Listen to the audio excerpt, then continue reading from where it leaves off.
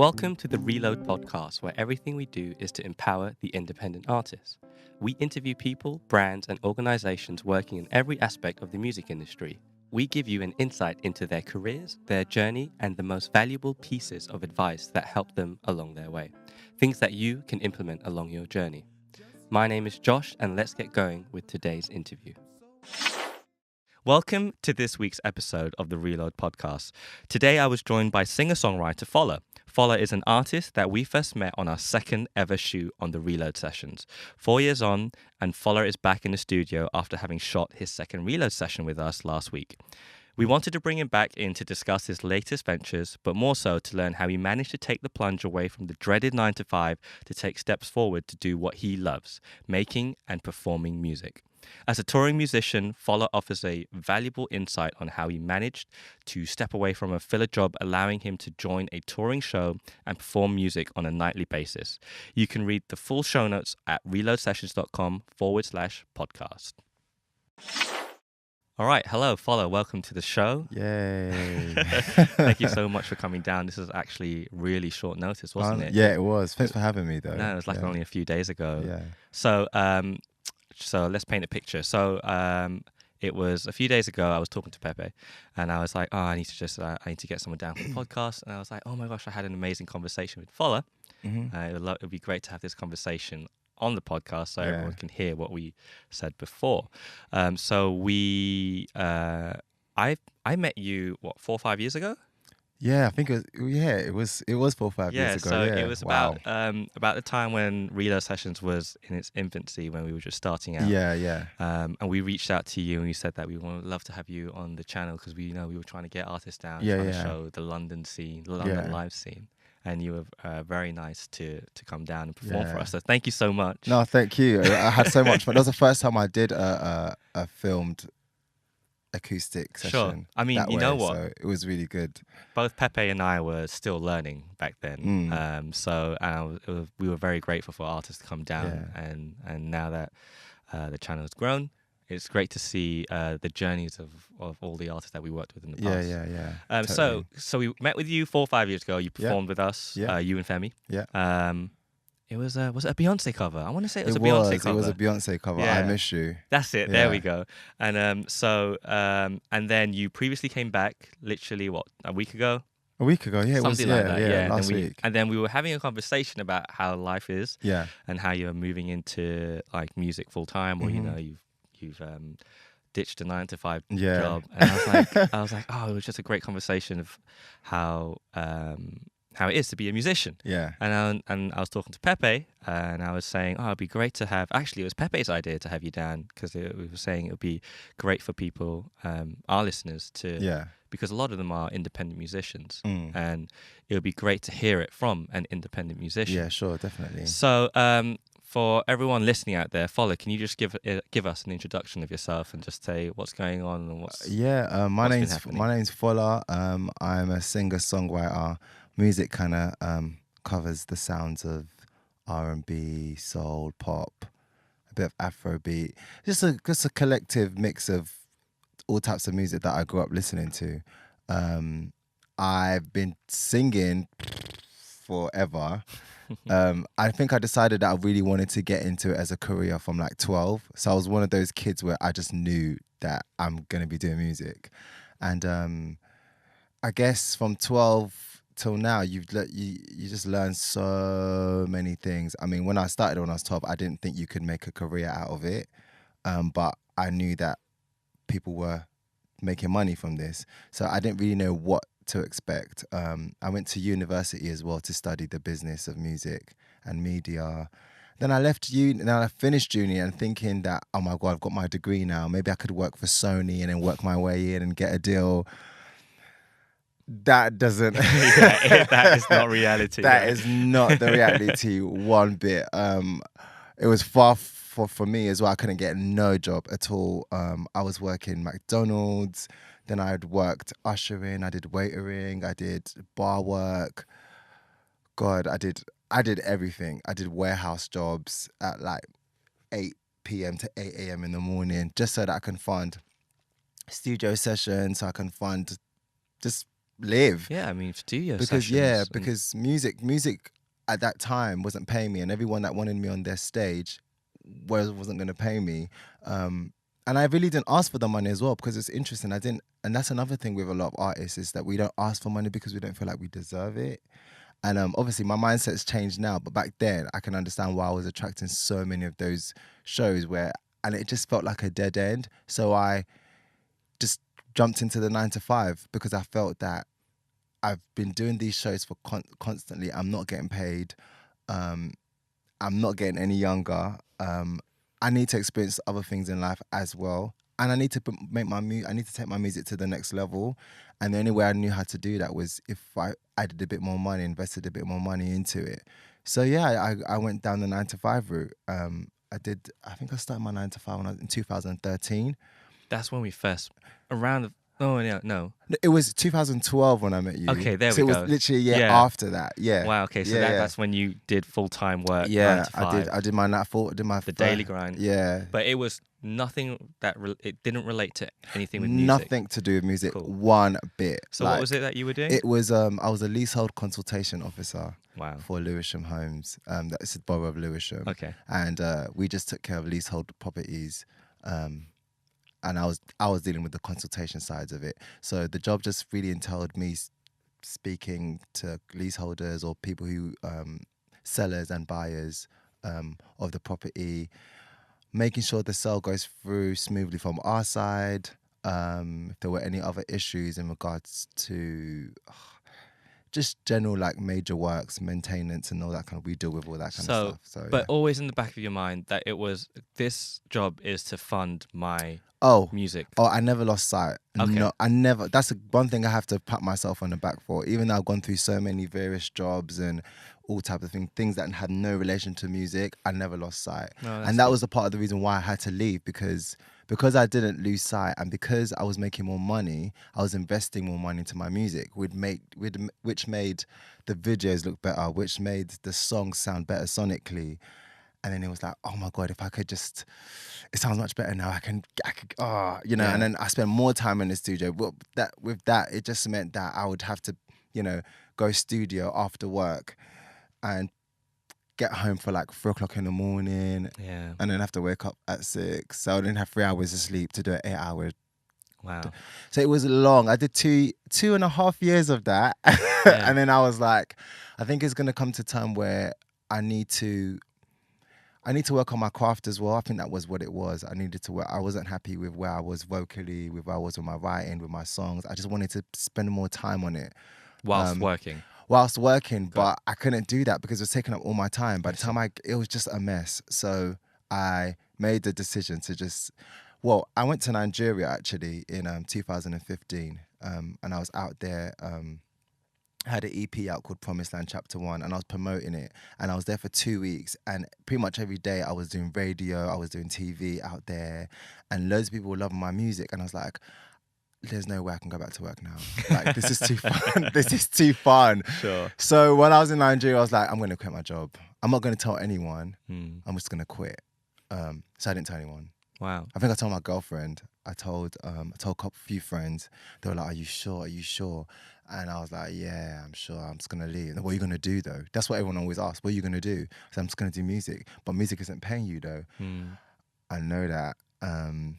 But it pays other people. Yeah. Exactly. I mean, I'm not the best singer in the world. I'm not the best writer in the world. But I'm not crap. And if crap people can make money from this, there must be a way. Like, there has to be a way. So I quit my job. I quit my job in March 2016. And I was just living off of savings. Luckily, it's crazy how everything works out. Because I've been really into the law of attraction, all this cosmic world. I love that stuff. Yeah, sure. And I started getting heavily into that.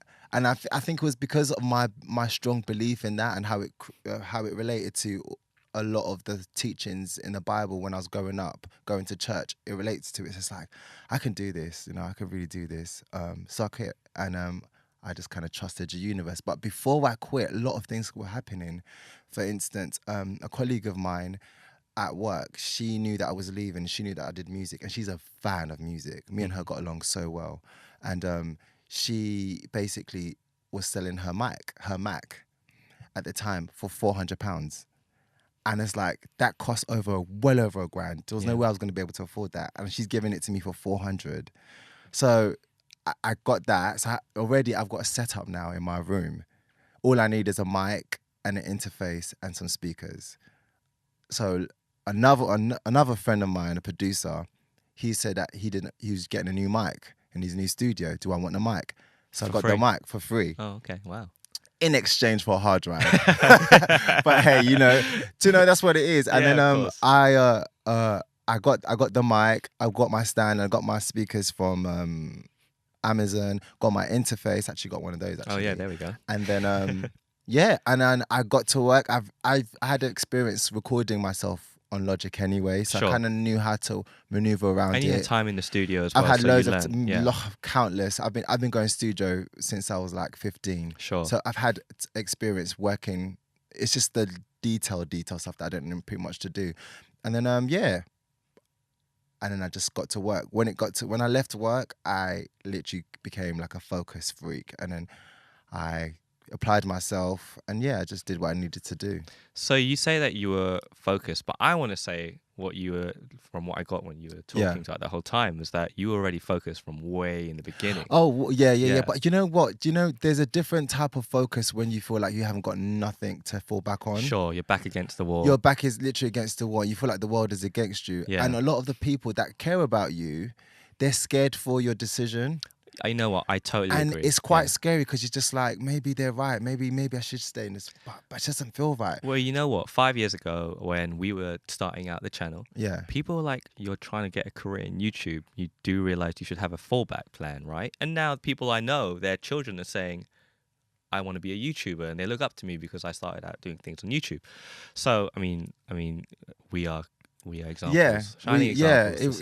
It's crazy, and I guess you have to find. I've never been in that position. My whole life, to be honest, I've always been very independent and very headstrong. I don't know, because I was raised with just my mum, and there was no father figure in the house until later on in my teens, and so I've always had this very manly alpha male mentality of I can do it, and that's just something that my mum instilled in me, and I've just.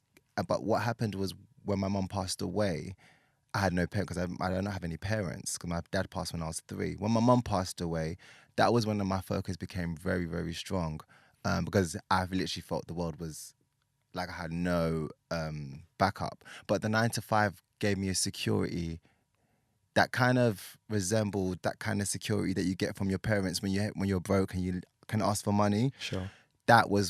That's what it was giving me. But now I don't have anything. I don't have no parents. I mean, I've got an amazing family, but at the age of where I'd left my 9-to-5, I can't be relying on my family to pay my bills. Yeah. It doesn't make any sense. It's just stupid.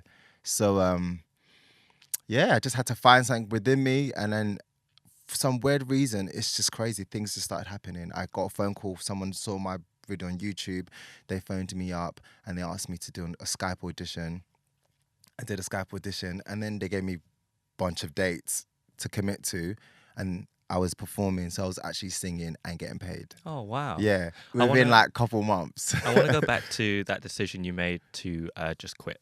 Yeah. Did you have security there with did you have savings to fall back on, or did you just do this with nothing? I'm not in the money? best. I'm not the best person with money. Okay. I'm learning. Sure. I am learning. It's an art to manage money very well. Financial I really rate intelligence people. is, it's next level. I'm getting so much better at it though, thank God. But at that time I had saved up a bit of money, but it wasn't enough to last me for a lot. So by the time I left work in March. By the time it got to I think by the time it got to about, there were a series of things as well though, because I remember I got a parking ticket at one point. I got there's just loads of unnecessary things that were just taking away my money, and just like, oh no. And then so I think by the time it got to about May, June, July, money was starting to fizzle out a little bit, but by that time I was working. So that's amazing. Let's talk about that. So you quit your job, no income from that pool, No, that stream. that stream's So closed. where did this new stream of money come in? Well, it was a company. They're called the Best Singing Waiters.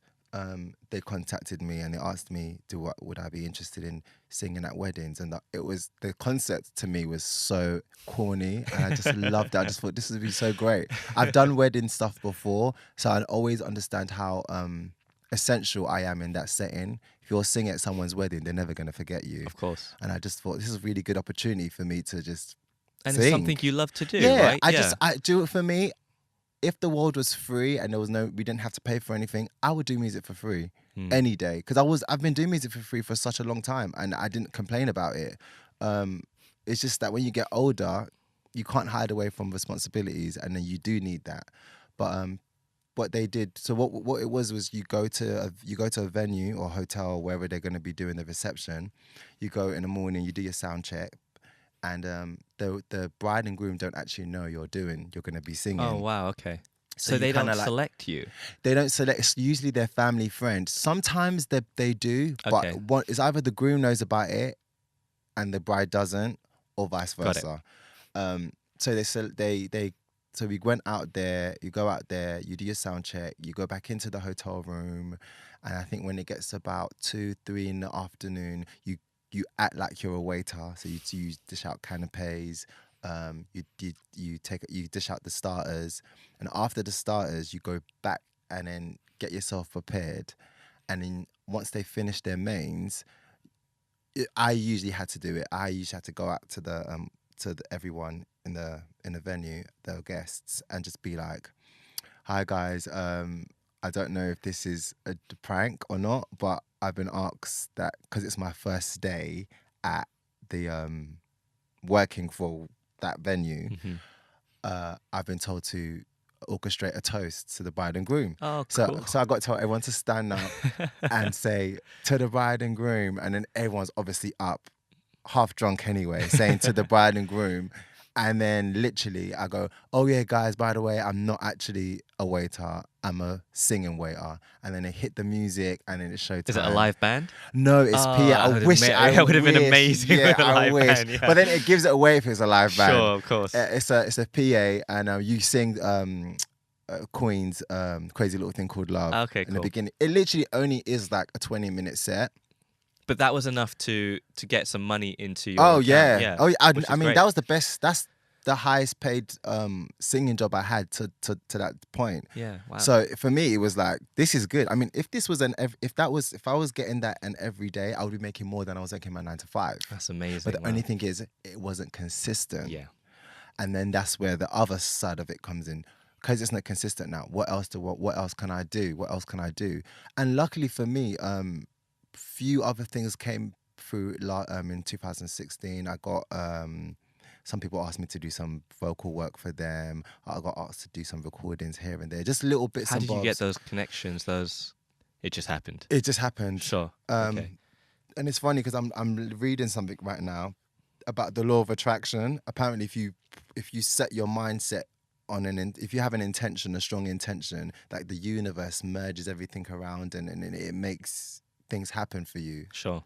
And that's what happened. I don't know, like, yeah, I didn't have to apply for anything. There were some few things I applied for, and all the things I applied for, I got declined. And all the things I didn't apply for, I got. It's weird. Yeah. So, okay, we did the wedding, and then were there any other opportunities that opened up to you after that, or? Yeah, I got a few modelling opportunities that happened, which was really nice as well. And that is something I possibly might be pursuing because everyone always keeps saying I should go into it. So I just thought, I mean, okay, you're cool. tall for it. Like, yeah. So that's something I would look into. And then I got a email from Magic of Motown, and it was so interesting because a month before I got the email, me and my girlfriend went out to we were in Guildford and we saw the poster of Magic of Motown at a theatre cool. at the hotel in there where we were staying, and but I didn't think much of it. I just kind of just was like, oh, okay, cool. Well, I'm not gonna watch that because I already watched that at Motown in West End. So it wasn't like I don't know. It was just okay. And do you know how they got hold of you? They found me on believe it was Bandmix. There's a Oh, website wow. called Okay, yeah. Bandmix where loads of musicians just put their stuff out there and then you Sure. just network with other musicians. I never used it. I Mm. just uploaded. I can't remember when I uploaded it. Mm. So when I got the email from Bandmix, I was like, "Who's that?" I got asked to go on tour with a Motown band. So I was like, "Okay." And then the guy who runs it then calls me up and he asked me to sing on the phone. Wow. And then I sang on the phone and he was like, "Okay, can you dance?" And I was like, "Yeah, I can dance." And then like literally a week after I was in rehearsal, and then like the week after I'm performing in front of like 2,000 people. Wow. And this is still going on. This So is you're still actually going. on Yeah, tour I'm still on tour with the Magic of Motown. I'm loving it because I get to experience what it feels like to be a touring act. Yeah, exactly. And because I'm not a touring act just yet, it's a really good taste. So that when I do become a touring act, it's not all the hiccups that a lot of artists go through and during their first tour. I won't have to go through all of that stuff Yeah, because it's your experience. I've experienced so much. The whole of last year I toured, and the whole of this year I'm still touring with them. It's just it's a Motown band. You sing, you dance. It's a lot of traveling, a lot of hotels. But again, it's doing Yeah, what you love. you You're meet the singing. fans. Yeah. You meet the fans. You sign pictures with they think you're a star. They think you're a star. They take photos of you. It's a good energy. It's really really good. And it's very good in terms of it's really built my confidence on stage as well. Yeah, that's great. My vocals. So yeah, it's been great. So with those opportunities, are you still focused with your own work? Oh. That you're still an artist. Oh yes, Yeah. I'm still That's very much an there. artist. Okay, The cool. tour isn't taking everything away from me. I mean, it can do though. I can understand why people get into something like that Sure. and then forget what they were doing before Sure. because it's quite grueling. But I don't know. For me, I don't see that as my last stop. I didn't. My aim wasn't to be a Motown singer Sure. and going on tour. That wasn't my aim. It just fell into my lap. So no, I'm very much recording. I'm always in the studio. I'm always writing, and I'm still putting music out there right now. So That's great. Yeah. It's great to see that someone who took such a big risk, and when everyone was saying no, don't do it, Yeah. you did it anyway. Yeah. I know. I mean, I'm sure you were really scared at the time, and there was a lot of bumps on the road. I was Yeah. definitely very scared because I've never done anything like Yeah. that. I just felt stupid. It just felt like, I think the first day when I woke up, the first Monday morning I woke up and I didn't have to go to work, I was like, what have I done? what have I done? Because I'm looking through my phone, like, who can get me a job? Like, what have I done? Oh Yeah. my God, I can't go back now. Yeah. Do you know? It's I mean, I crazy. remember we were talking about the 9 to 5 commute. Oh my God. The commute. You don't is miss that just- anymore now, Oh right? hell no. Yeah. No way. I had to get the 7:43 train. It's just awful. It's just- Everyone there is yeah. miserable. It's just horrible Reading the energy. metro. Yeah, exactly. Yeah. It's just the energy is just it's just awful. And I realized a lot of things used to happen to me. Sometimes I used to drive to work as well. That was Okay. even worse because that was draining. I used to like just a lot of unnecessary things used to happen. I used to get into arguments with people, and I just feel the energy was just not good. No, Yeah, no, I not totally good. agree. And when they've got delays as well, and then you're late to work, and then you've got to explain why you're late to work, and it's just like someone's, your mum or dad. It's just nah. Well, I mean, so now you've totally bypassed I'm all free. of that. You're free from Yes. that. So now your commitments are in like singing and things that you love to do. Yeah. But that's still not the goal. The goal is you want to be an independent artist. Yeah. Is the goal to be signed? Is it to be? Do you still want to stay independent and make money from being an independent musician? Do you know what? For a very long time, I didn't understand the concept of independent Oh, okay, artist. sure. Tell me more. Because I mean, and all I've ever been is an independent artist, Yeah. but I still never got that understood. I just always used to feel like an artist should be signed to a label Mhm. and body and the rest of it. And then I think when I left uni and I realized there were platforms like Spotify and people could upload their songs on Spotify. You could upload your songs on iTunes, and you were starting to see a lot of independent artists seep through, especially right now. I don't know if I want to be signed to a major anymore. And if I do, I mean, I'm not saying that I don't want to. If I do, I would have to keep my artistic integrity Of because I know that a course. lot of artists lose that once they get signed to a major. Definitely. And there has to be some certain things in place that benefit me a lot. I don't feel like being signed to a major is a bad thing. No, And I no. don't, yeah. Each to their own, right? Yeah. Yeah. I mean, I think everything has its advantages and Yeah. disadvantages. There's advantages of being an independent artist and there's advantages of being a major artist. Totally agree. It just depends on how you see it and Cool. what kind of deal you get into. So, Well, I yeah. want to be respectful of your time, and we Yeah. have a few questions that we ask always at the end. Oh, yeah, sure. But I just want to say that I really respect what you've accomplished. Oh, thank you, man. Thank you. Because when I talked to you about it, I was like, man, people need to hear about this. Oh, Because thank you. for someone to just take a big risk and like a lot of people look at being a singer or just working in the creative industry as sometimes as a joke. Yeah, and that's the sad thing, and that's why I really appreciate you guys putting me on here, because a lot of artists are really finding it hard, and their whole life experience, just even because, I mean, there's so much more than music out there. You actually have a life, Yeah. and when you have a desire that you really, really want to manifest and you want something to happen, you feel, and it's not happening, your whole life is just, it's just not fun. Yeah. And I just really wish people would just believe a little bit more in themselves, because I've seen a lot of artists of just not doing music anymore. Yeah. It's And a I big can shame. just tell that, and I can't, I mean, obviously I want a family eventually, I want to have kids. I can't raise my kids and be looking sitting down and watching X Factor with them, thinking in my head, God, I could have done Yeah. that. I just, Yeah. I can't do that. Yeah, That is no. just, that sounds so depressing to me. Yeah. So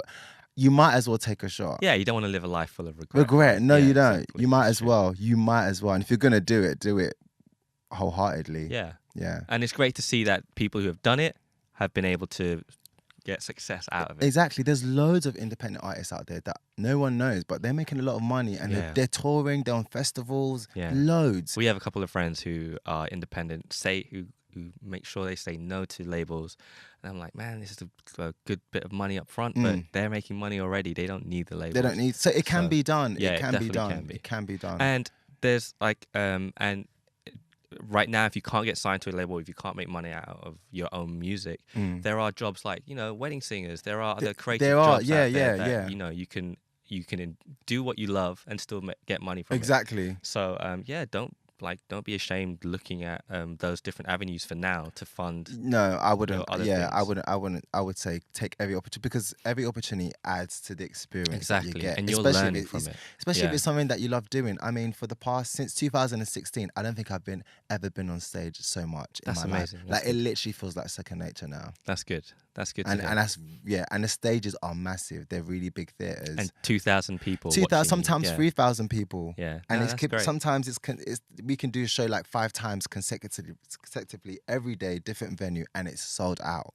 That's amazing. So I'm experiencing what I've want to experience. It's just now where I am right now is I'm now going to be making another transition. Exactly.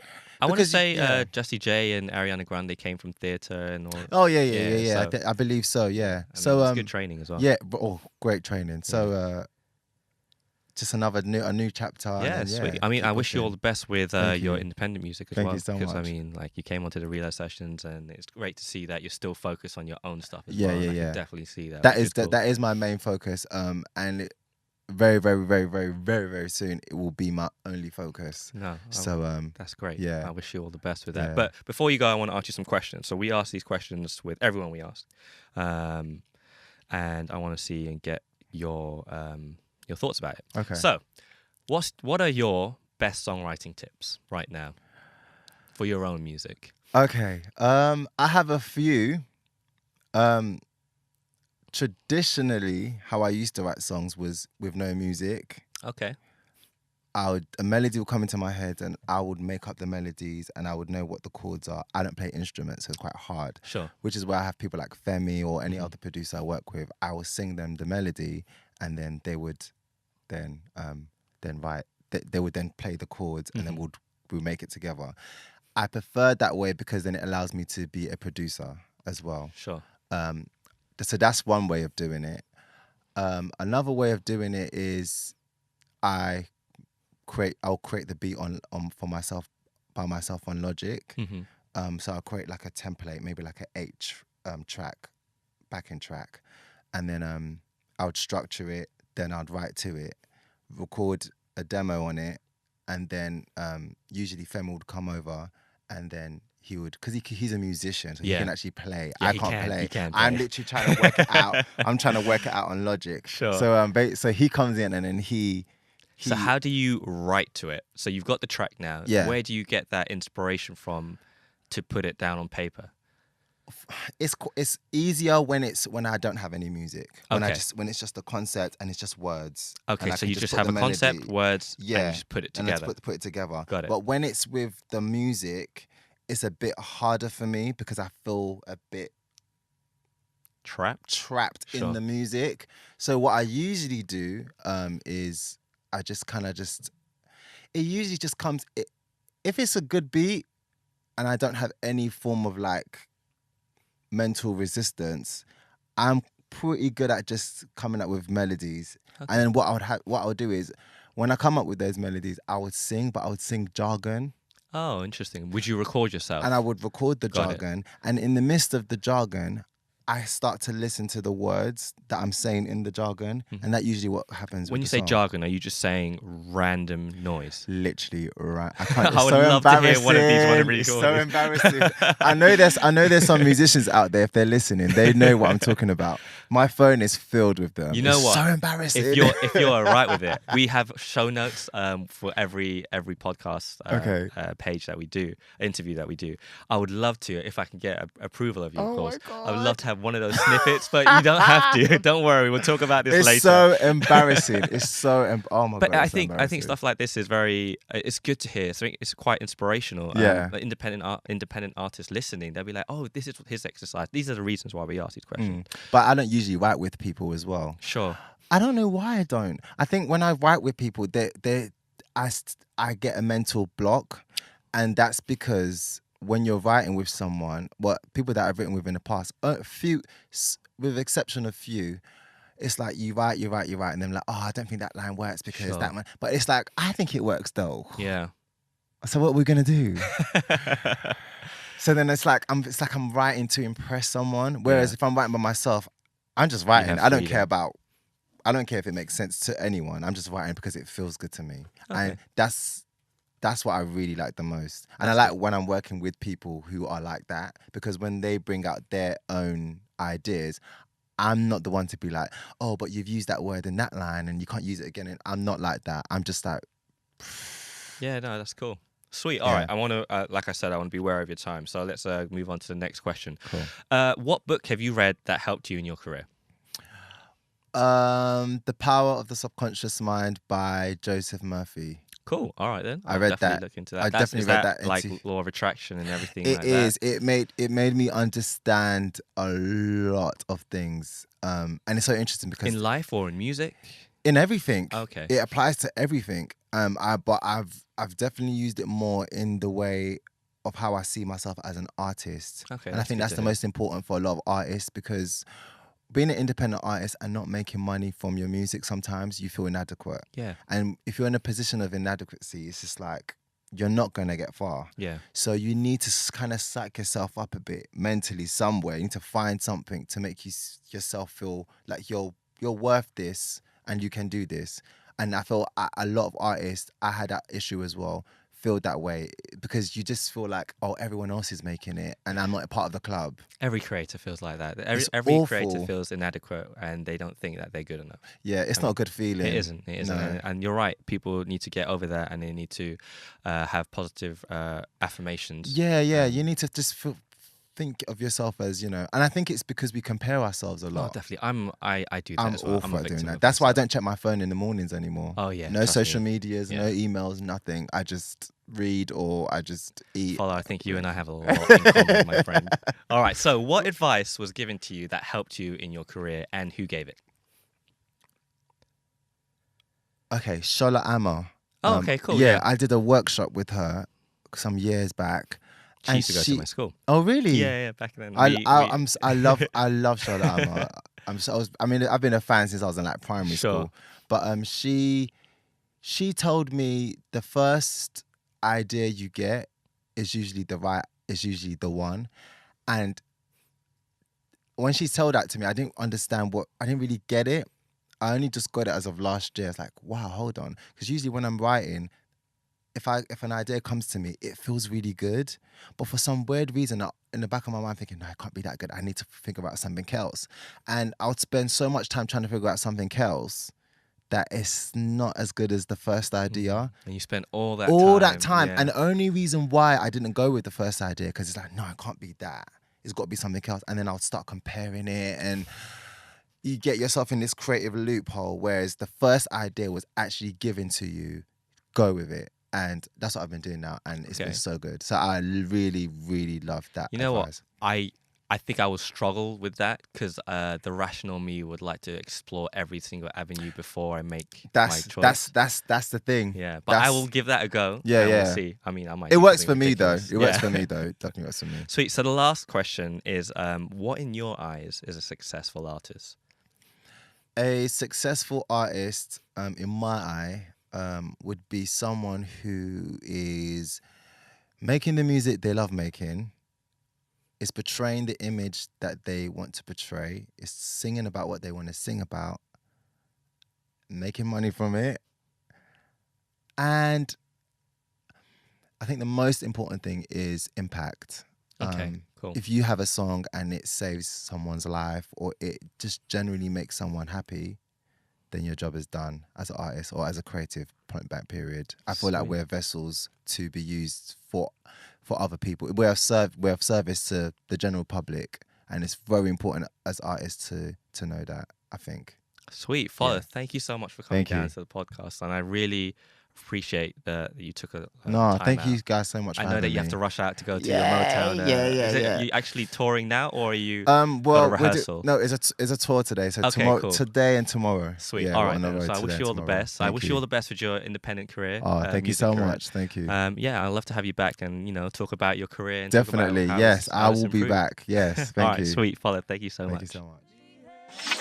Hey guys, thanks for listening to the podcast. Don't forget, if you want to read the show notes for this interview, you can find them over on our website at reloadsessions.com/podcast.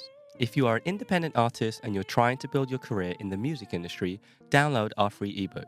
It was made to help you. We've worked with over 500 artists and have found a bunch of common patterns which can help kickstart your music career. It's free and available to everyone. You can find it under the Get Started tab on reloadsessions.com.